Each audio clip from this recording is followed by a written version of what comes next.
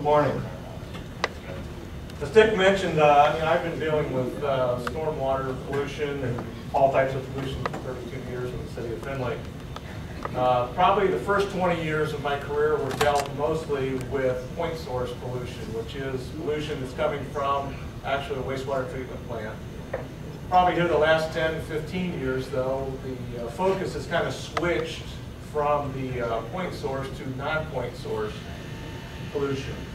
The point source is, of course, regulated by the Ohio EPA and our discharge permit of what we're allowed to put into it.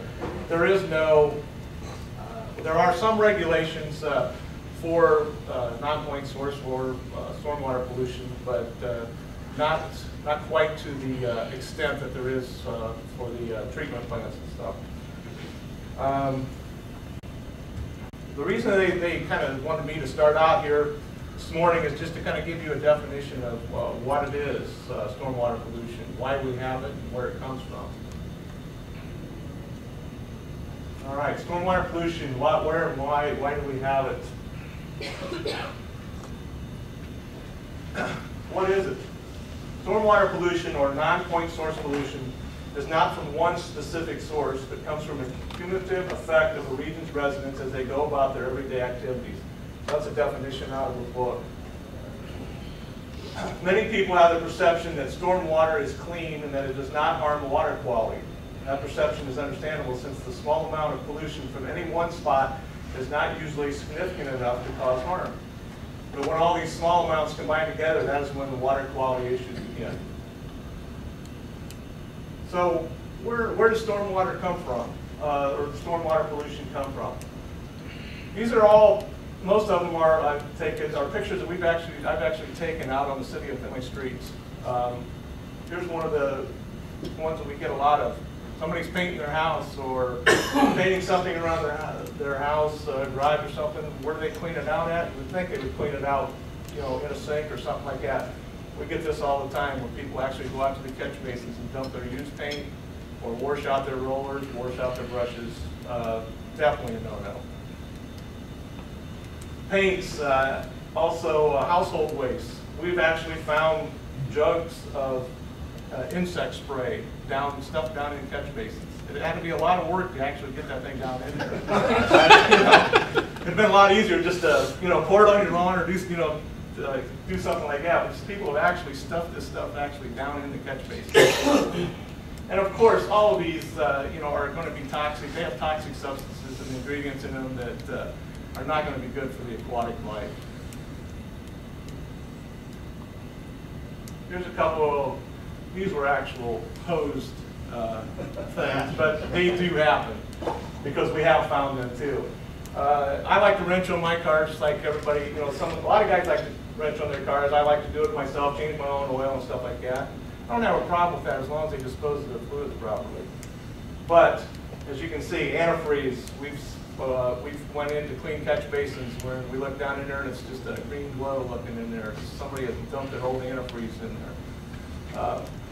Oil, we have found oil, the 5 quarts containers, plus the filter stuff down into catch basins. They say that's a lot of work to get that stuff down in there, but that's where people dispose of it at. And of course, your antifreezes are going to also be toxic to your aquatic life. Oil, you get a little drop of oil, it's going to create a large sheen over any body of water.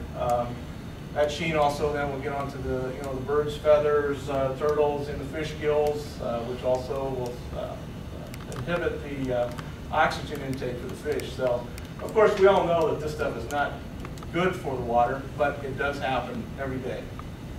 One thing to keep in mind too, if it goes into this storm sewer, these catch basins, I'm sure most of you know that it gets no treatment. It's been amazing to me, the people that say, well, that goes to the wastewater treatment plant. No, it doesn't. It goes directly into one of our small creeks, which then go into the Blanchard River. So there's no treatment at all with these catch basins. The city of Findlay has around 3,400 catch basins.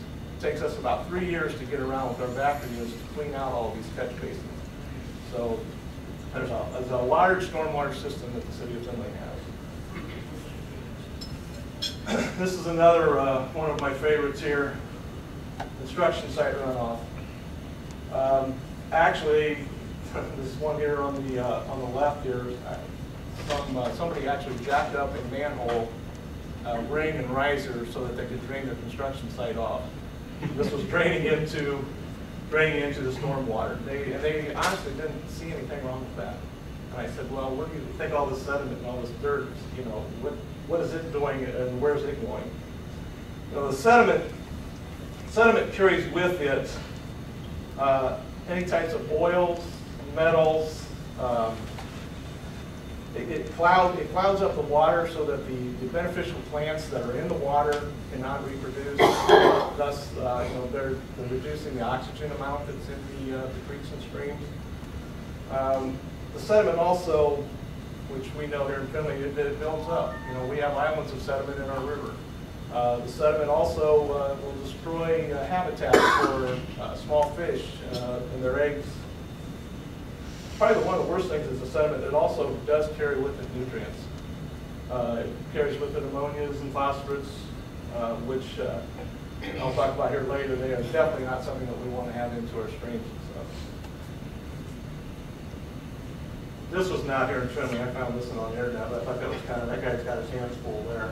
But this is a big problem too, is animal waste.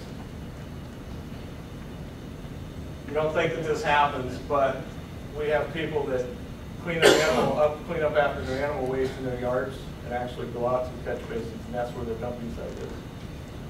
And then they wonder why their curb smells. You know, it's full of dog feces. The one thing with animal waste, you know, people feel that, well, it'll break down and it'll fertilize my yard. Yeah, that's true to a certain point. You know, once it does break down, it will have nutrients, but when it does rain, those nutrients, the dog feces, will actually get into to the stormwater system. Also, when you have the feces laying there, it will breed fecal coliform, which then will also get washed into the system.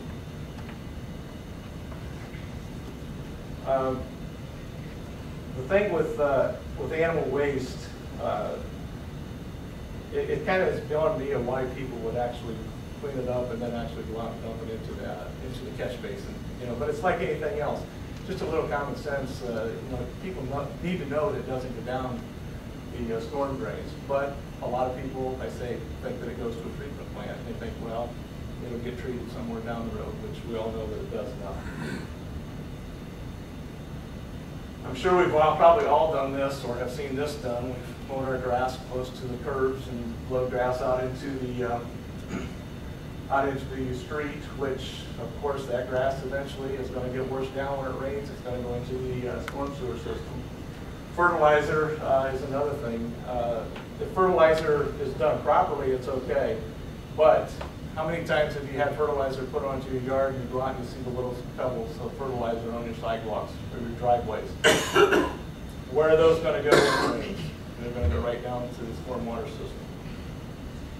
And the fertilizers are full of phosphorus and nitrogen, which are what the purpose of them is to stimulate the growth of your grass, make your grass green. Well, what happens when they actually get into the stormwater system is they do the same thing in the streams. Once they get to the streams, the algae uses the phosphorus and the nitrogen to make them green and make them stimulate them to grow a lot. The algae, well, as most of you know, at St. Mary's, it basically killed it off for quite a while, and it's just a nasty green scum mess down there. But you know, that does happen in some of the slower moving streams and also in the slower moving rivers. Once these algae blooms develop, you know, they're going to have a surface scum to them. They're going to have a smell to them. But the worst part of it is once if they die, they go to the bottom of the creeks and the streams. And once they start decomposing, that's when they start using up all the oxygen, which the aquatic life need to use. So then you start having low dissolved oxygen, which then you start seeing dead fish and animals that start suffering from that. Here's one that we're going to start seeing here shortly as the leaves are starting to fall. You know, leaves and trash Most people say, well, leaves are going to go into a creek or a river anyway, so what's the difference of, having to go down our stormwater system? Which, it is true, but I look at it this way: why contribute an excessive amount of it? There is a proper way to get rid of your leaves. Another thing with leaves like this here, if we get a heavy rain, there's nothing going down that stormwater system. We're going to have a localized street flooding resulting from this, and possibly plugging up the storm system. So if you've got leaves, please don't put them out all the way into the curb. Just put them in between the sidewalk and the curb, because once they get to this point, then they start becoming a problem. And trash, if you see a bottle or two, hanging around a catch basin or something, pick it up and throw it in the trash where it really needs to go. Because once it goes down in a catch basin, it goes directly to the receiving stream, and then you've got the bottles and the pollution in the rivers and the creeks. Also, plastic bags, any kinds of bottles, cans, even cigarette butts. Any of these items can suffocate wildlife, birds, fish, turtles, any of those. And the main thing with the trash is it's just an eyesore. It's a nasty looking thing in our waters, all waterways. This is kind of another one of our favorites that we did every once in a while around the city. Somebody will be doing some sidewalk work or putting in a new driveway, and for some reason they feel that the place to clean out their concrete is above the catch basin or in the drainage area. And of course, we've actually had so much concrete cleaned out of a mixer into one of our catch basins that we had to actually get in there and jack into the bottom of the concrete out of the bottom of the catch basin. And we're talking probably 6 to 8 inches of concrete was dumped into one of our catch basins. So there's a place for this to go, and the storm sewer system is definitely not the place for it to be. So another question is, why should we worry about this? Well, this happened about 2 years ago. This was a catch basin out in front of a local store in the parking lot. And we discovered this after about 2 hours of research, because we had got called out, and this is a creek here in Findlay, Rush Creek, which is out on County Road 95 by St. Michael Church. We got a call early in the morning and saying that the creek was a white milky color. Couldn't really figure out what was happening with it. So we researched and went back up through the stormwater system, and we actually found that a local business had hired somebody to come in and strip the wax off of their floor and re-wax their floors at nighttime. And apparently the company that did the stripping and the waxing decided that a good place to get rid of it was down the catch basin in front of this business. So that's what happened.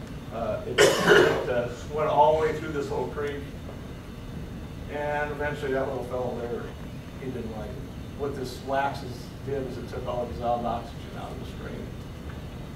Now you say, oh, it's just one little fish, but actually there are more fish that did die from this. And they depend on us to be the good stewards of their environment. They have no control over what we put into their water. But there was a lot of damage that could have been done. I mean, like you say, we only had a few fish that died, but the practice of something like this happening and nobody really paying attention to what consequences that they created just is beyond how people can do this. And if not for the environment, though, there's the next big thing that people need to worry about: cleanup costs. I know that the company was caught. The EPA did have them down. Emergency management was down. It was a big blown-up thing that they did have to pay to actually have this cleaned up. And I'm sure that it wasn't cheap, because they had to hire a company to come in, back truck out, and clean all of the sewers from this point to where the discharged into the creek, which was probably at least a half a mile. And they also had to they were setting up rooms and all the cleanup in the creek. So I'm sure it was not a cheap thing. Stormwater problem, it's a growing problem. It's been here for years, but now we're just really starting to look at what's causing it and what can we do to help clean up the stormwater. There are many actions that the US EPA, Ohio EPA, cities and villages can do to fight stormwater pollution. But it comes right down to it that if we don't have the cooperation of our citizens in helping us to fight stormwater pollution, we're fighting a losing battle. The most basic concepts in fighting stormwater pollution is for citizens to use common sense around their businesses and their homes when it comes to what goes down the drain. And I believe the speakers that will follow me will actually talk about some of the regulations of the stormwater that we have now, and also some of the practices that the city of Findlay is actually doing, and some of the practices that are being done for best management practices on the construction site. So